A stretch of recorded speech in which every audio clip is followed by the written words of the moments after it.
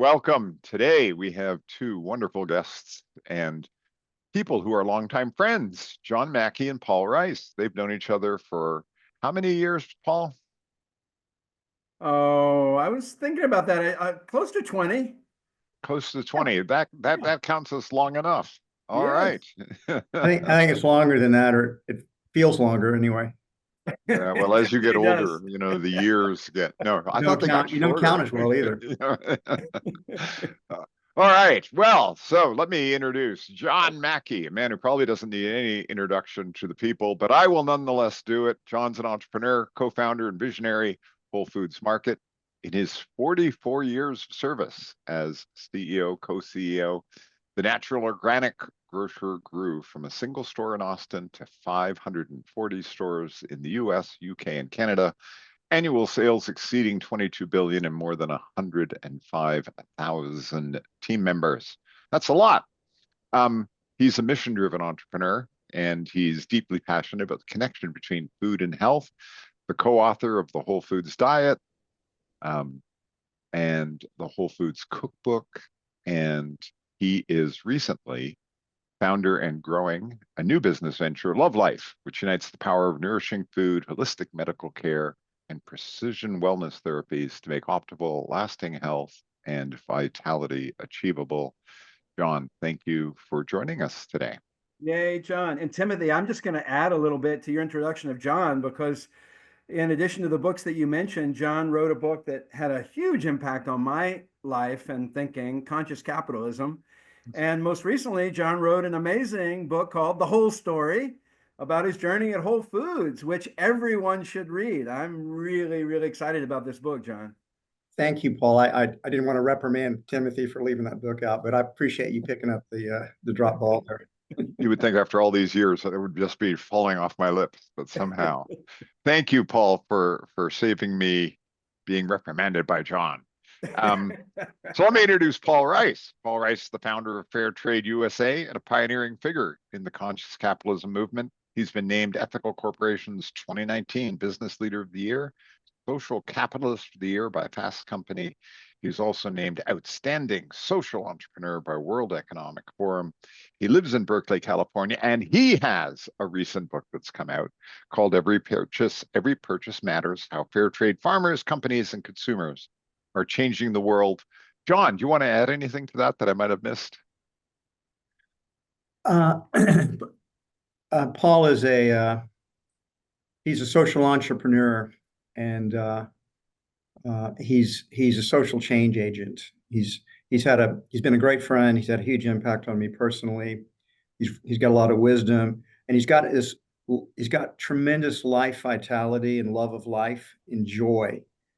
He's a wonderful person to know, and he brings that joie de vivre to everything he does, including writing this book. Oh, brilliant. John, thank you. Well, I'm with two pioneers who've had an amazing impact on the quality of the food that's available to us here in the United States and around the world. And I really want to start with a discussion about how setting standards helps us communicate to consumers the quality of the products and things that they've done. Now, John, you've played a pioneering role in that with a lot of the programs at Whole Foods. Maybe talk about why you started to do that. I know you've done it in food, you've done it in meat, you've done it in fish. What brought you down that path to begin with, trying to get that idea of setting standards? Well, probably the original inspiration for me was organic. And when we got Whole Foods going, there was no good certification programs for organic. They were, people just said they were growing it this way, and it was it was just kind of a bunch of hippies, and they didn't have any. They had standards, but they weren't regulated in any way. There was no way to verify it. I remember early on, we bought a lot of produce from a company called Sunburst Farms, and then just one day they stopped selling to us because they had been raided by the feds because they were also a survivalist cult, and had a lot of guns, and they were behaving in illegal ways, including faking having organic produce. So that got me to see that we needed to have standards that could be verified and that something stood behind them. And also, if you don't have things like fair trade or organic or sustainable seafood, I mean, people can use these words, and they do. Supermarket companies oftentimes use these marketing buzzwords, but there's nothing behind it, and that's your greenwashing. And so, if and unless they have these type of standards, you end up with just it just becomes a low price game. Everything's a commodity, and it kind of goes down to whatever gets the food there the cheapest. And so the standards are important to be able to raise the bar higher. And that's what Paul has done with fair trade, and it's had a huge impact, in my opinion.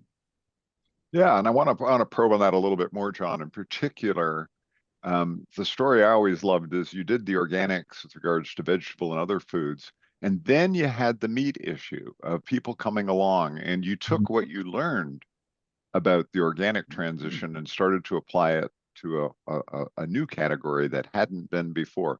Maybe tell a little bit about that background to that story and where that led. Well, that would be more sort of higher animal welfare products, because what I discovered as I got deeper into this business is how deeply farm animals are exploited, and they truly have no rights. I mean, they're right. People don't know this, but like dogs and cats actually have legal rights. You can't torture these animals. You can't just randomly kill them. But chickens and pigs and cows, they don't have nothing protects them. Uh, and and so they just became mechanized in a way in order to, and it kind of worked. I mean, chickens are so much less expensive than they used to be. Eggs are less expensive. Pork is less expensive. Everything's become less expensive.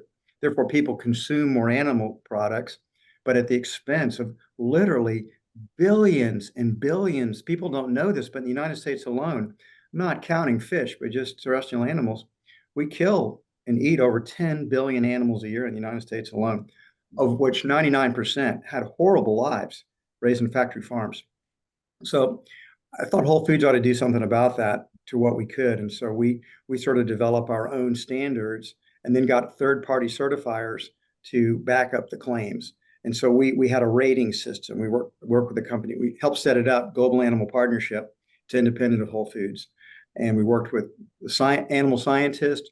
We worked the animal welfare, animal protection activists, and we worked with ranchers and farmers to come up with standards. And then there were steps. So you'd hit the basic, and then you get a higher and higher degrees of welfare. Higher degrees of welfare could be priced more expensive, priced higher because there was more cost going into helping those animals live better lives. So I'm very proud of that.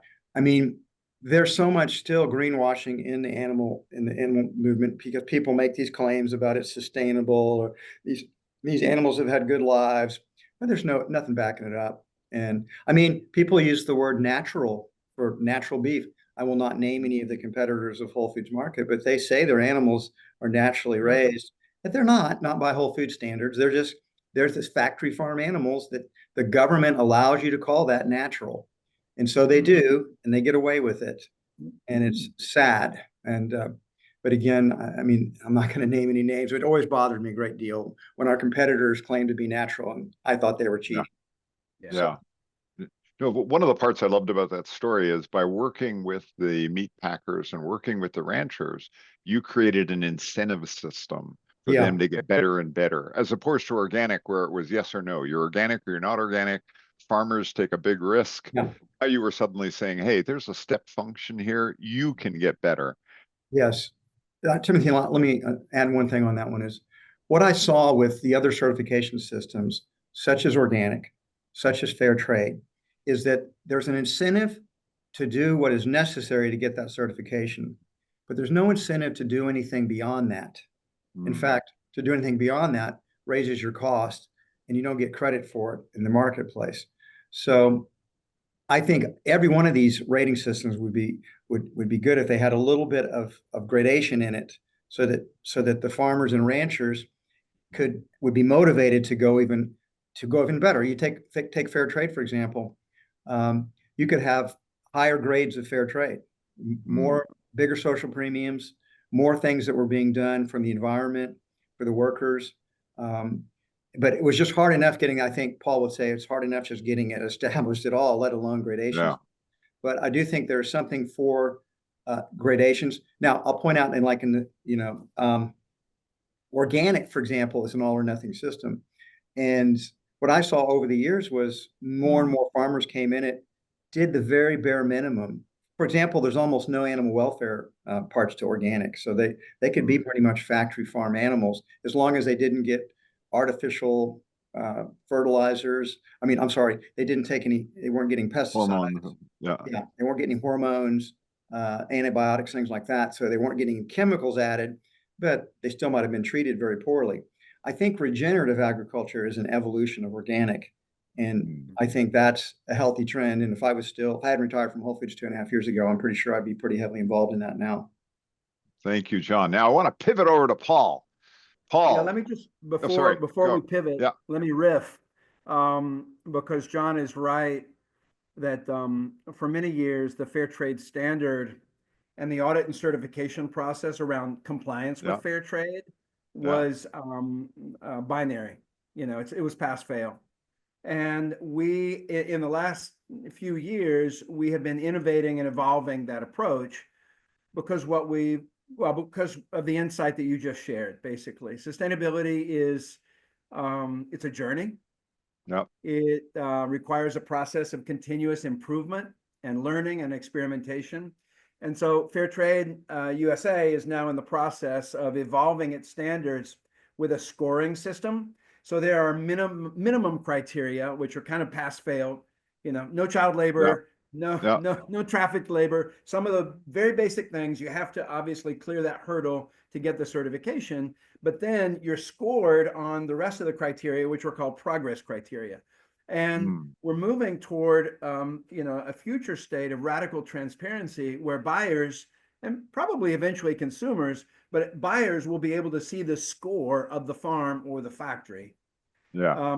So not only will they see that label, oh, you passed the audit, you're fair trade, but you're fair trade with a 65 or you're fair trade with an 85. And that transparency is going to help drive the pace of change. So welcome to the Platinum Club, right? Yeah, exactly. Good idea. That's where you want to be. I love that, Paul. Now, I love that. And I want to go back to your origin story because John told us his origin story, organics, again there. You got a slightly different one and a really interesting one. So let's go back to how you got involved in this in the first place. So I got really passionate about farmers and social justice when I was a college student. And at the tender age of 22, I went off to Nicaragua. And John likes to call me a Sandinista. As one does when one's 22, goes off to Nicaragua, it's actually Sandinista, but he likes to mispronounce it on purpose. It's a Sandinista. I know. And, basically I started working with farmers way up in the mountains, working with coffee farmers. I was there for 11 years. And that was when I heard about fair trade. And there were a couple of great, very small pioneering companies here in the US. One of them was Equal Exchange out of Boston that was practicing its own version of fair trade. And then in Europe, the movement was probably 10 years ahead. They'd already established a standard and a label. And so I ended up starting Nicaragua's very first fair trade co-op, a coffee co-op. And I led that co-op for 4 years. I kind of had a front row seat on Conscious Capitalism, a front row seat on a group of 3,000 farmers who started to become architects of their own future by virtue of essentially coming together, pooling their coffee, creating the economies of scale necessary to process and export their coffee direct to global markets. And through that direct connection, they were getting literally 10 times more for their coffee. At that time, the local market price for coffee in Nicaragua was 10 cents a pound. The fair traders were paying us $1 a pound. And so that just meant extraordinary outcomes for farmers, including clean water and scholarships for their kids to go on to high school and college, healthcare programs, reforestation, and so on. And so that was a very formative and transformative experience for me. Prior to that, I was I was probably best characterized as an anti-capitalist. I thought capitalism was the problem. And through that experience, what I learned was that actually business can be the most powerful force for good that you could hope to have.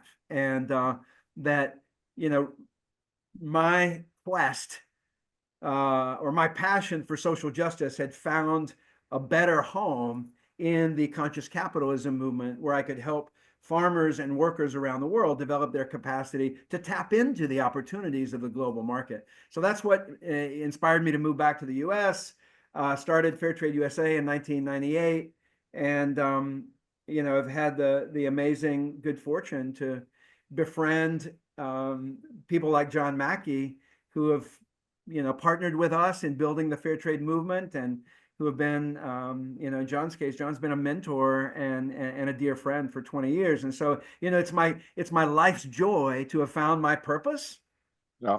and to have found such incredible kinship with amazing luminaries like my boy John here, and in the process do something that I think a lot of people are really hopeful for, which is an evolution of capitalism in the direction of higher consciousness, and an evolution of the business community. From a few pioneering companies like Whole Foods, who really broke ground 40 years ago, to now more and more mainstream companies coming on board and joining the cause. I love it. We say we want to. Sorry, John, go ahead.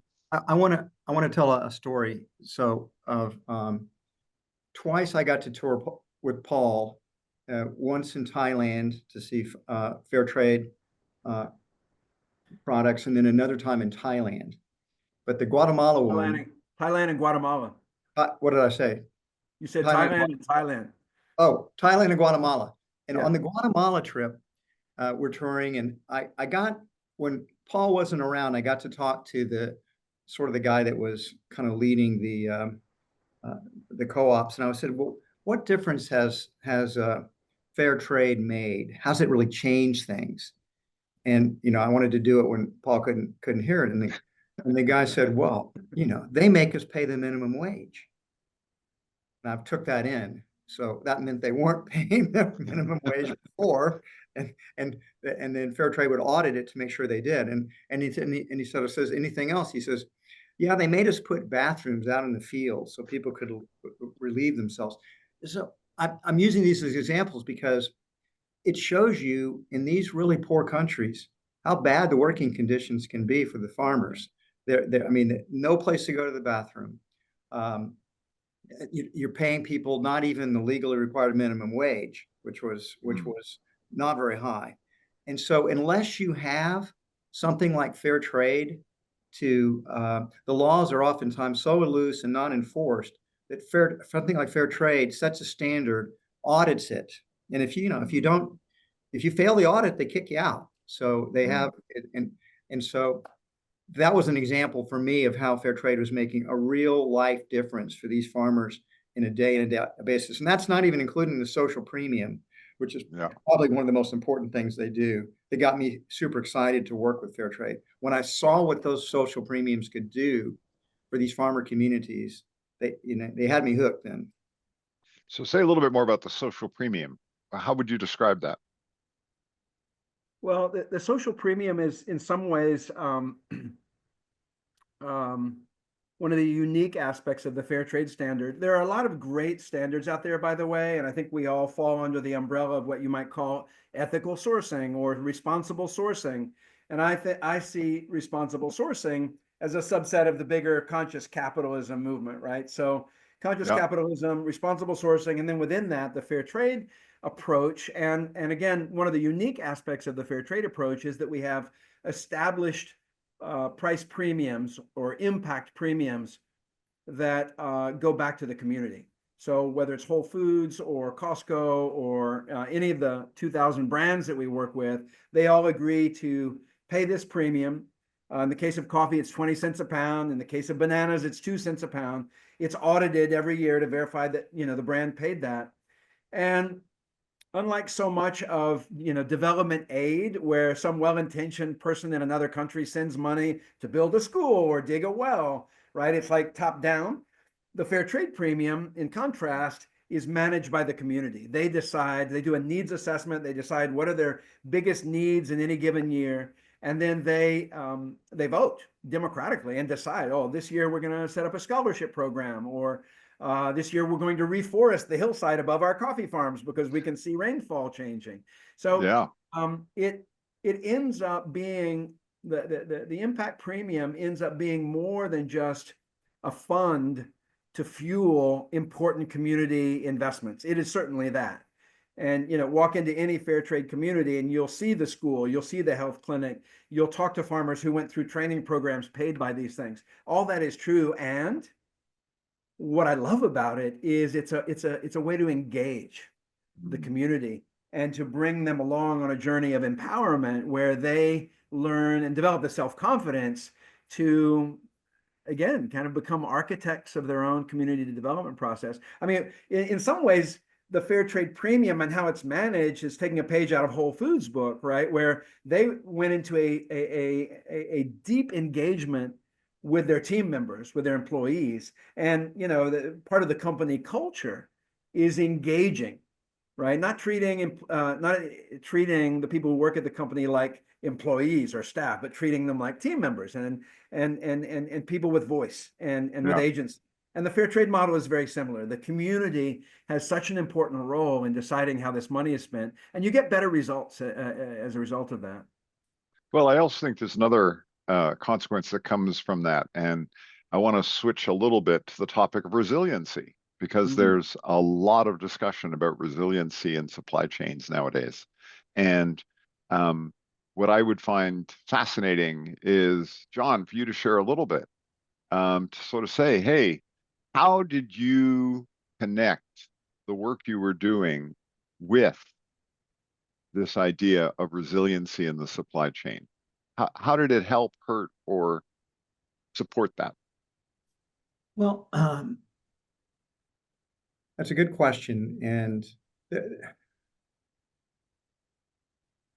Whole Foods has a higher percentage of what Paul identifies in his book, and it is conscious consumers. So not everyone that shops at Whole Foods, but a sizable percentage care about the food. They're interested in the food in almost every way. How was it grown? What were the environmental impacts? What were the social impacts of it? What are the health impacts of it? Is this sustainable? Is this regenerative? That also aligned, not just looking at it from a marketing perspective, but it also aligned with the values of our company. Yeah, I mean, we started Whole Foods first to sell the healthiest food we could find to people, and Yeah. that's still one of the goals of Whole Foods, is to sell the healthiest quality, healthy and best foods that we could find, and that is both a we could say it an ideal. We could say it's an ethical ideal that we strive for, Yep. but it's also something that our market wants, that at least a sizable percentage of our market wants it. And of course, then Whole Foods often has been criticized in the past for being too expensive, full paycheck. But when you're trying to sell the highest quality and you're setting high standards for that, the costs that come into the company are higher, and those ultimately get passed on to the customers. So Yeah. there's this, I always say there's kind of like a dance that goes on in the marketplace. You have to be listening to your customers and trying to give them what they want, and they tell you what they want by how they purchase. But at the same time, you're also trying to educate them and help them to hopefully raise their own personal aspirations to a bit of a higher level. And then when something like fair trade comes along and people haven't heard of it before, it's probably people listening in today. It's like, wow, Yeah. I didn't even know about this. This is super cool. And so part of it is just getting these ideas out there and getting people to embrace them, and particularly getting a younger generation to take them and evolve them. I mean, it's sort of like Paul and I did this a long time. We both passed the baton to the younger generation, and we're hoping that the idealism and the vision will actually go beyond what we could do in our time, that it's going to get better and not Yeah. stagnate and certainly not decline, but go to even a higher standard, a higher level. Well, you raise a whole interesting question there, John, about the rise of conscious consumerism and consumers making better and better choices. And I know there's always been a dynamic tension for you around that education and offering variety or things that people want to buy. and, Right. and that's a tension because you're in business and I've always remembered you saying we're a grocery store. Why do we sell meat? Because that's what our customers want, even though you're a vegetarian or, a vegan, even better. And my very first store, Saferway, was a vegetarian store. It was very pure. We didn't sell, we didn't sell alcohol. We didn't sell caffeine. We didn't sell coffee. We didn't sell sugar, white sugar. And as I like to joke, and we did almost no business. So you have to meet the market where you find it. Yeah. So that's why I call it a dance. You're meeting the market where you find it, but you're also dancing with it, and you're trying to raise it up too. But then again, you can only go as fast as the market will allow you to go, because you have to have a business. You have to want to buy these products, or you fail. You got a business. Yeah. And Paul, what's your cut on that? Because that was your business. It was, we got to get this brand out there so the consumer can see it, understand it, and therefore make better choices based on that. So I'm wondering, what's your cut on educating the consumer, bringing up that awareness? Yeah. The term, I personally like the term conscious consumerism, and I refer to it as a movement in my book. I don't think most consumers, however, think of themselves with that label, conscious consumers. I think conscious capitalists have done a better job of kind of branding our movement and identifying with it and creating, some structure and some real networks there. And that, I don't think that exists in the same way in the consumer movement. That said, I did a lot of research for my book on this phenomenon, and the data is quite clear. If you look at the last 10, 20, 30 years, as John said a minute ago, consumers are much more interested in knowing what in the hell they're eating and wearing, right? We're reading the label much more than we were 20 years ago. We want to know, first and foremost, is it healthy? But increasingly, consumers are looking for more information on social and environmental impact as well, and they're choosing brands and retailers that reflect their values in the kinds of products that they're selling. And the data shows that millennials and Gen Z consumers index particularly high in this regard in terms of their expectations around companies and products and their sustainability performance. So I think that's all good news. And, I think if you look at the last 20 to 30 years and how far we've come, and then you think ahead to the next 20 to 30 years, it's actually quite unrealistic to think that we're not going to continue making progress, or that consumers are going to turn away from sustainability. On the contrary, as John and others said in my interviews with them for the book, sustainability is becoming the new normal. It is moving from niche to norm. It's taking a long time.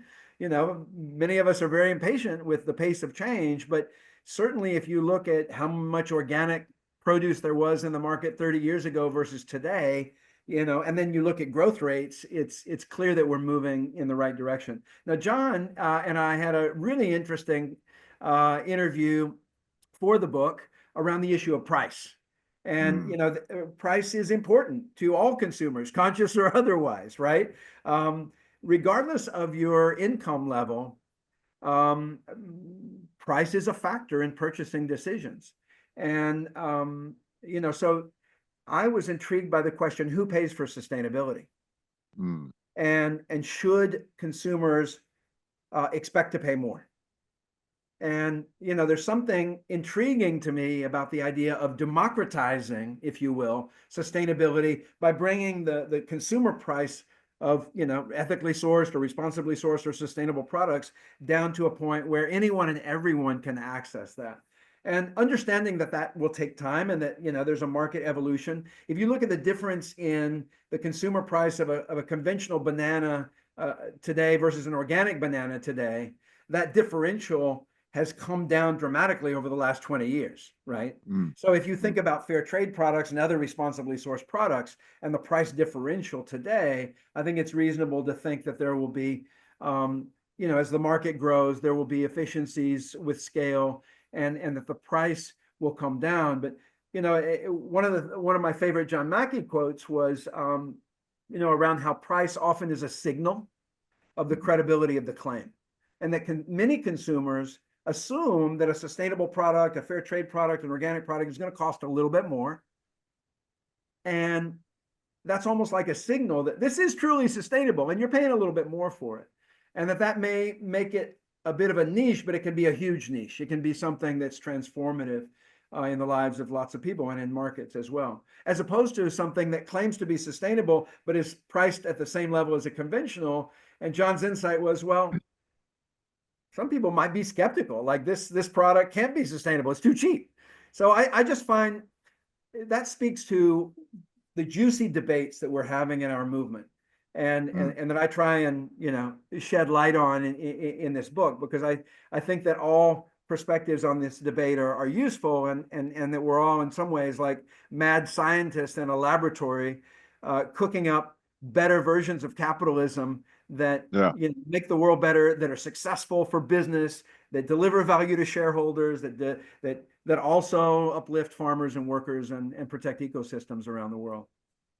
So, John, what's your point of view on that, on the price signal?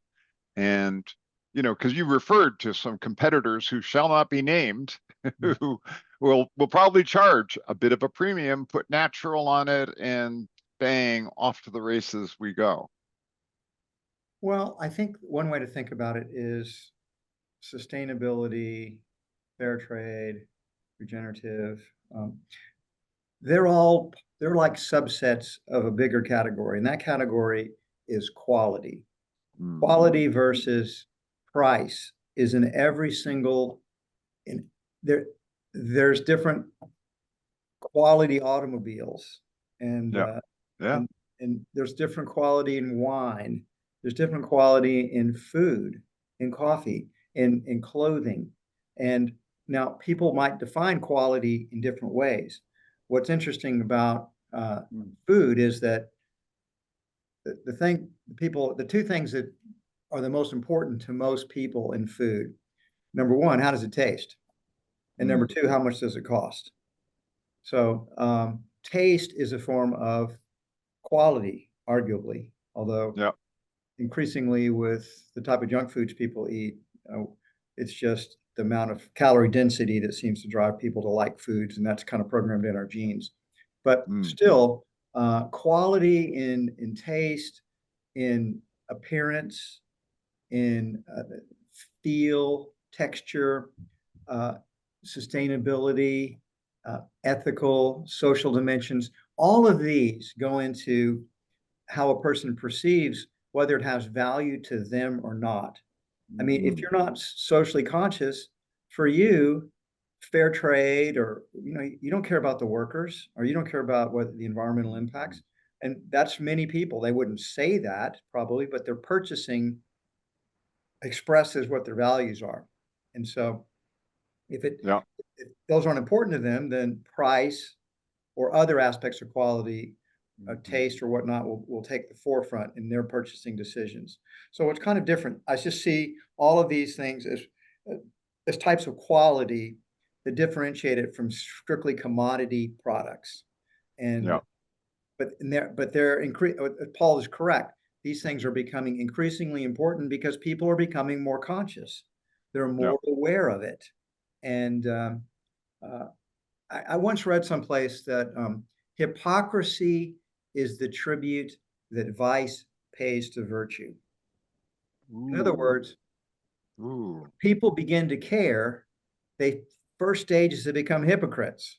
They're willing to concede that they should be more responsible, but they don't really want to do it. So but that's a step up, right?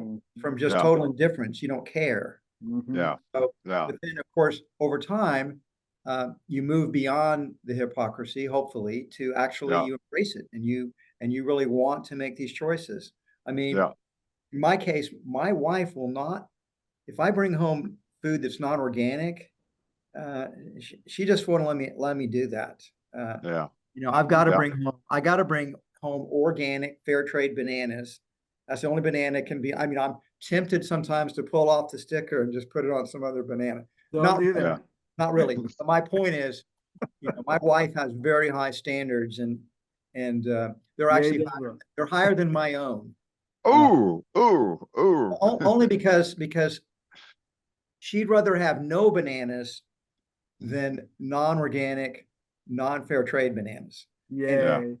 I want to get the fair trade ones, but if they're not available, I still want a banana, right? Yeah. But no, that's not permissible. So Yeah. she's out of town this week. So if I So when we I can go talk shopping about her. later this No. afternoon, well, I'm just saying I'm going to buy organic if they're available, and they will be available. But if they weren't, I'd make the other choice. Yeah. Well, I often say that Whole Foods has had more of an impact on organic farming than any other organization in the history of the planet. And that's because as you got larger, you provided a supply chain outlet that was Yeah, reliable and at scale. And that allowed the industry to go down the price curve of scale. And therefore, those prices came down faster because there was a reliable place where people could go. And it wasn't a million different nature stores, there was Whole Foods. yeah, it's really true in the sense that these supply chains were not built out. As we grew Whole Foods, we created these supply chains. People are not aware of that. Um, and the co-op movement was doing some of this, but Yeah, only on a very small scale.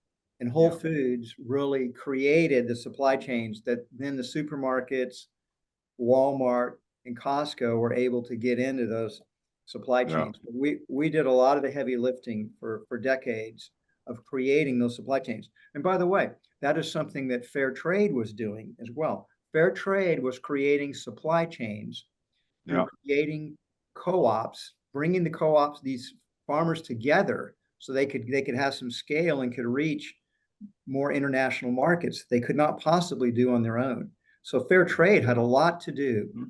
Fair Trade USA and Fair Trade larger had a lot to do with creating supply chains, particularly for poor farmers around the world. And it's just a very important thing that Paul and his team and other fair trade people have done. Johnny, did I get this right? The quote that you said a minute ago, hypocrisy is the tribute that vice pays to virtue. Yes, that's That's not good. my quote. I got that from someplace else. Yeah, yeah, But yeah. No, if you I put like, that into, if you do a search on it or ask AI, you'll get yeah, the person that originated. yeah, If my yeah. name pops up, it's probably you need to get a new AI. So Timothy, there's a cool question in the chat that I would like to respond to. Diane is asking basically, does this conversation mean that sustainability is only for those that can afford it? And as I said earlier, what I see is an evolution of markets over time with scale in these various product segments or these kinds of quality, what John would call higher quality Mm, products, thinking of quality holistically, including sustainability. There's an evolution of those markets such that the costs come down and therefore the consumer price comes down. And I want to share a quick story. We work with a company called Nature Sweet. You've probably seen their snacking tomatoes, these delicious little cherry tomatoes with cool names like Constellation and Cherubs, and they come in that little packaging, and they're everywhere. And Nature Sweet is, arguably the leading brand for this kind of snacking tomato.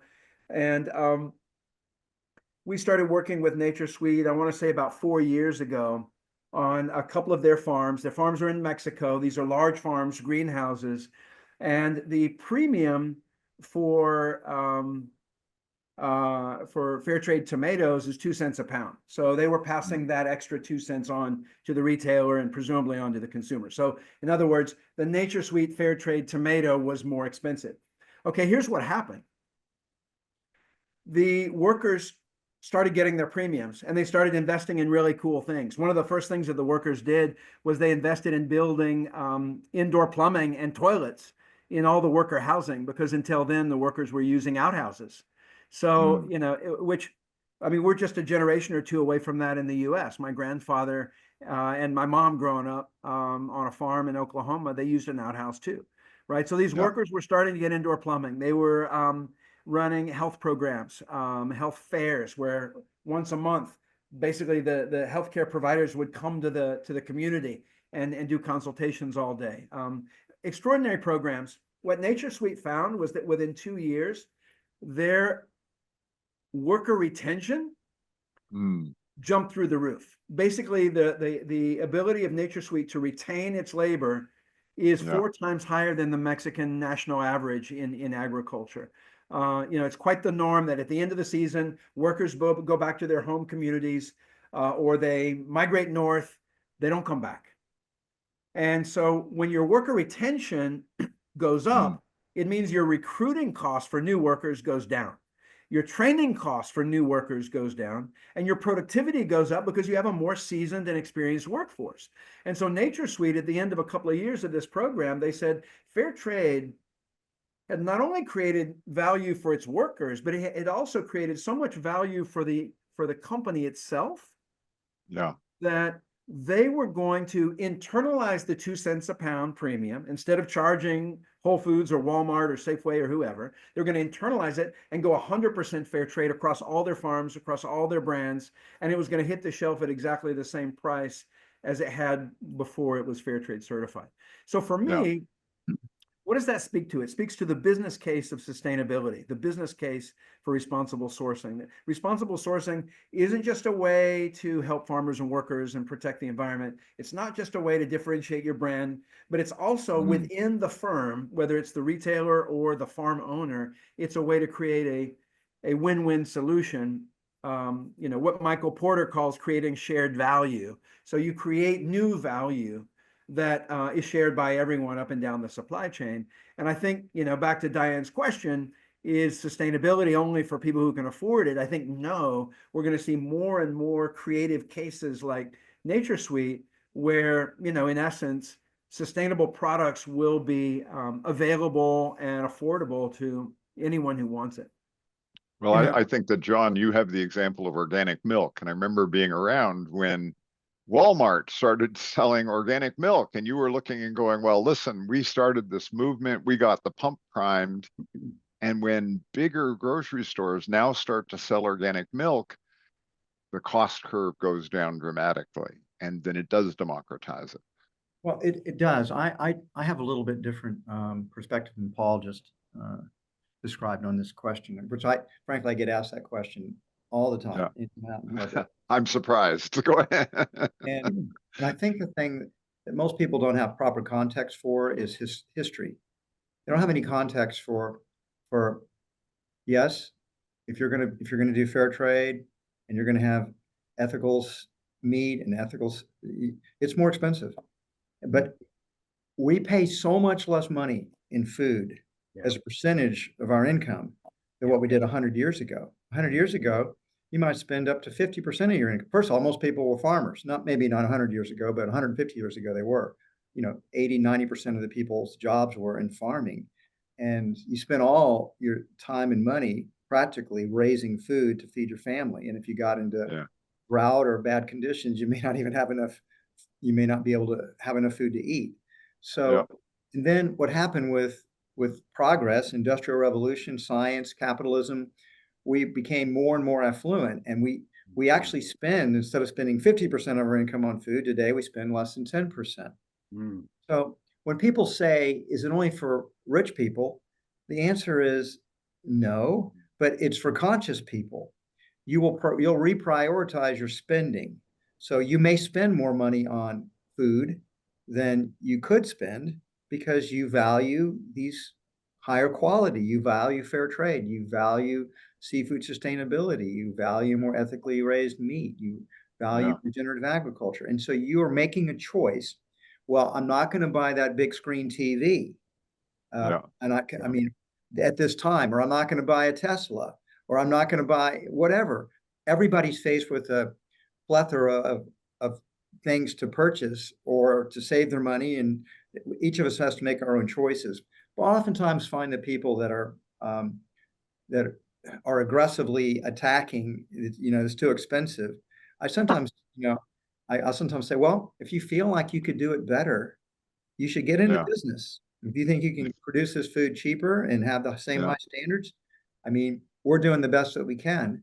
And Yeah. it is far less expensive than it would have been 50 years ago, or 100 years ago, or 150 years ago. And as we become collectively wealthier, and the fact is we are, because every statistic shows it, even if you don't feel it that way yourself, because you have bills and mortgages and whatnot, we make the Yeah. choices for what we most value, what's most Yeah. important to us. And Yeah. so part of it's people just feel guilty, they're not doing it, and they don't want to take responsibility because they feel like they ought to be purchasing more of this, but it's more expensive, and so they just say it's too expensive, so I'm not going to do it, Yeah. or it's your fault that it's too expensive. So Yeah.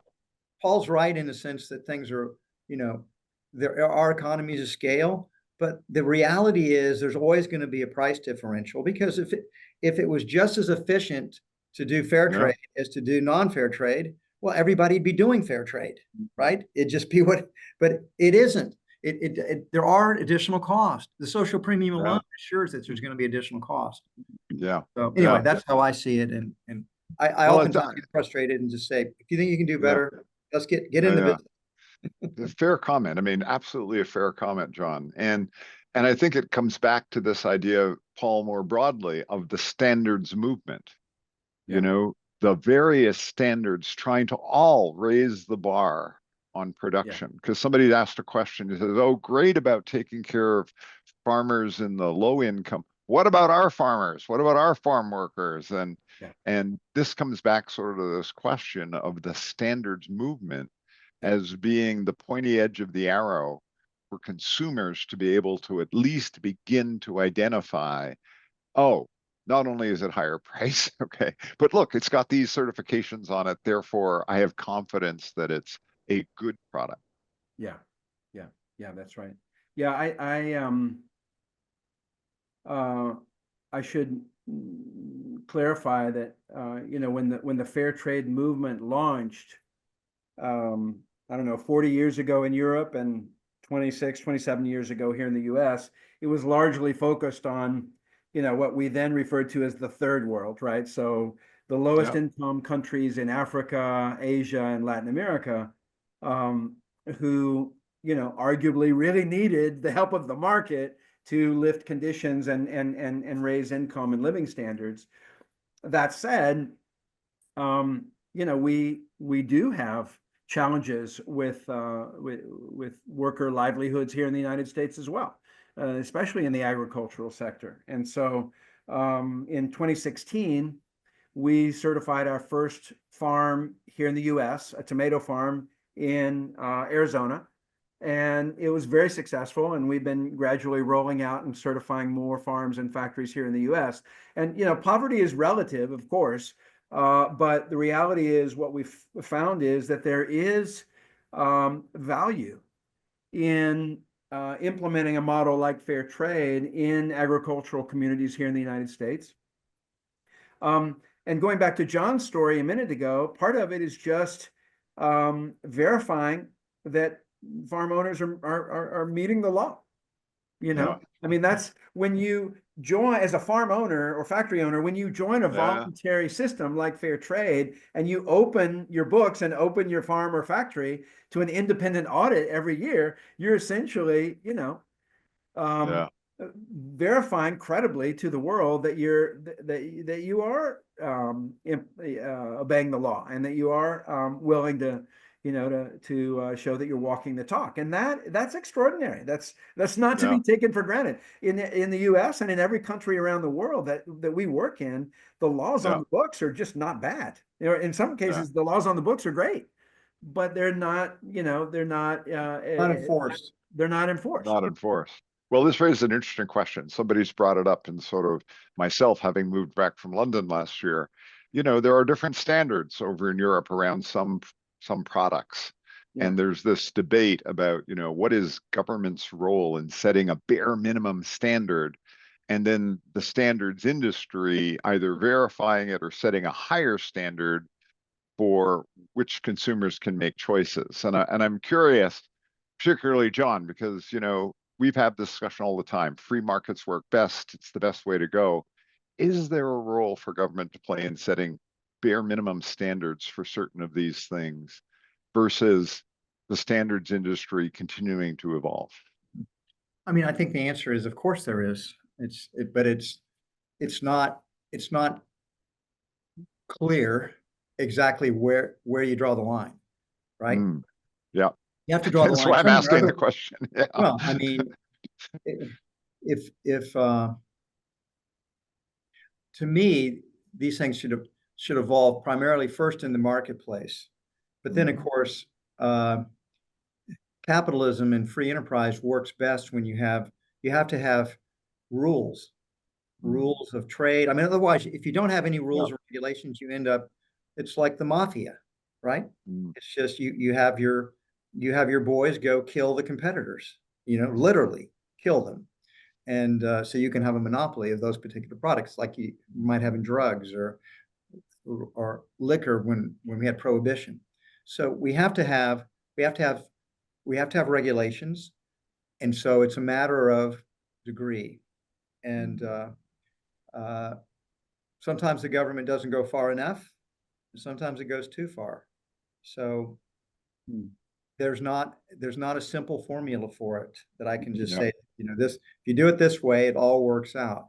And I would say, for example, that in the evolution of organic, it started out where it was just people saying whether they had it or not. By the way, that still exists. Most people in farmers markets are claiming their produce is organic, but it's not certified, because they'll tell you, I can't certify it. It's expensive to get it certified. Yeah. And it is more expensive to get it certified.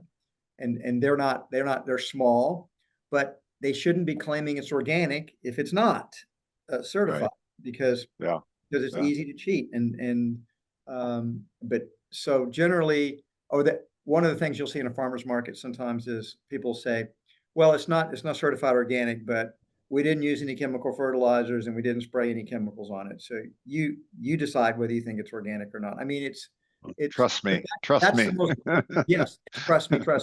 And not to say most of those farmers probably are trustworthy. They're just not all trustworthy. Some people lie and cheat. That's part of human nature. And so that's how it starts out. And then as market demand grows, the next step would be for the market to develop certifiers that spring up on their own, like fair trade, or like organic started out with local or regional certifiers in California, and other state, Oregon and Washington, other states came up with their own individual certifying. Then we had state governments get involved. And finally, partly due to Whole Foods' continued work on it for many years, we got national standards in place. I thought that was much better. Now, you still had cheaters, but there were regulations on the book. And the good thing is there was kind of a partnership between government, between the farmers, and between the activists. They came together and they evolved the standards over time. And so I feel like that's kind of the way democracies work. And I think the organic standards is a good example of a healthy democracy of interested people kind of co-evolving these standards collectively together. And I think that can, fair trade just hasn't gotten to that level where you needed or wanted the government to intervene and start putting fair trade standards in everywhere. But it could, if the market really wanted that to happen, it could happen too. Yeah. Paul, what's the juicy debate on that topic from your point of view? Well, I think I'm actually kind of thrilled with John's answer. I thought he was going to say something else, and I was gonna be contrarian. But I think John nailed it. Sometimes government overregulates, sometimes it underregulates. You need a level playing field to to allow the people who are walking the talk to stay competitive with others that might be tempted to cut corners on sustainability and treat their workers like shit and the environment as well. So I love the example that John just used about the National Organic Program, and I think it's a great example of and there are plenty of people in the organics movement that have complaints about the National Organics Program and suggestions for improvement. But bottom line is it's better than no regulation in that area at all. And so I share that. One of the main products that Fair Trade certifies is coffee. Yep. And the European Union last year implemented something called the European Union Deforestation Regulation, EUDR. And it kind of threw the coffee world into a tizzy and a bit of a tailspin, quite frankly, because what the EUDR said was that by January 1st of this year, so with only 12 months of notice, every coffee company selling coffee in the EU, so that included US companies of any decent size, had to prove that the coffee didn't come from a farm that was deforested 5 years back. So with satellite imagery going back 5 years, proved to us that this coffee didn't come from a deforested farm or deforested community. And so the upside of that was it forced a level of supply chain transparency and traceability that was kind of unprecedented. Like a lot of brands, a lot of roasters, coffee roasters, they don't know where the coffee came from because they're buying it from a middleman who bought it from a middleman who bought it from another middleman who bought it from the farmer. And so the traceability required to meet the European Union deforestation regulation was unprecedented. And that in turn, I believe, will drive other positive outcomes because we're going to know, all the way back to the farm. I mean, this already happens in fair trade, already happens in organics, but that's a very small, that's less than 10% of global coffee supply.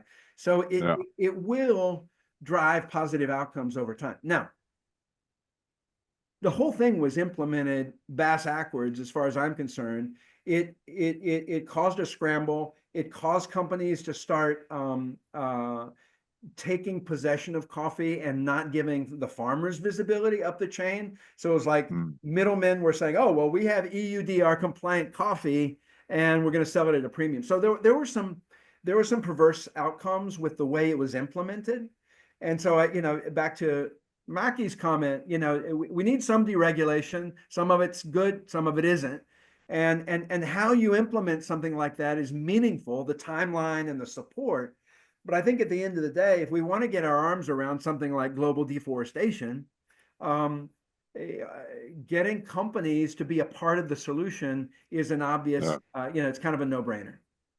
Well, sorry, John, last comment, and then I'll My wrap last it up. comment is that people always want there to be simple answers.